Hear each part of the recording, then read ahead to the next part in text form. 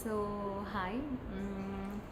So Vizag సత్యగాడు ఇంకా కొంత తప్పు చేసిన వ్యక్తులు కలిసి వాళ్ళ గురించి నిజాలు నేను బయట పెట్టేసరికి ఎవరు తీసుకోలేకపోతున్నారు.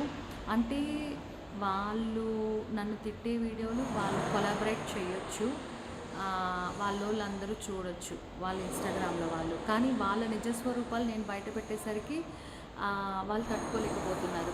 అంటే మరి నా గురించి వాడు అబద్ధాలు ఆడుతున్నప్పుడు వీళ్ళందరూ కొలాబరేట్ చేసినప్పుడు వాళ్ళకి లేని ప్రాబ్లం, ఈ రోజున నేను వాళ్ళ గురించి నిజాలు చెప్పగానే వాళ్ళ కింద మీద అయిపోతున్నారు. అంటే మనుషులంటే అందరికీ ఒకటే న్యాయం ఉంటుంది కదా, ఒకరికి ఒక న్యాయం ఒకరికి ఒక న్యాయం ఉండదు కదా. సో వైజాగ్ సత్య నోట్లోంచి కొన్ని ఆణిముత్యపు మాటలు, ఏమంటారు, రత్నాలు ముత్యాలు బయటకు రాలుతున్నాయి. చాలా పొలైట్గా మాట్లాడుతున్నాడు కదా. సో మరి తను ఏదైతే తప్పు అని చెప్తున్నాడో మరి అదే తప్పు తన రూమ్లో తను వేరే అమ్మాయిలతో అబ్బాయిలతోటి ఎందుకు చేపిస్తున్నాడు?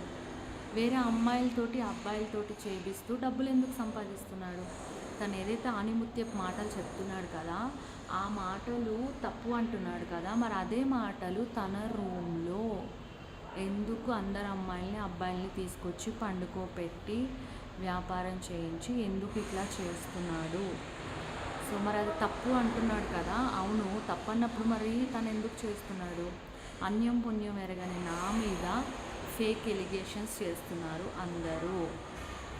సో వాళ్ళు ఎన్నన్నా ప్రజలకి తెలిసి నేనేంటో, I know what I'm good.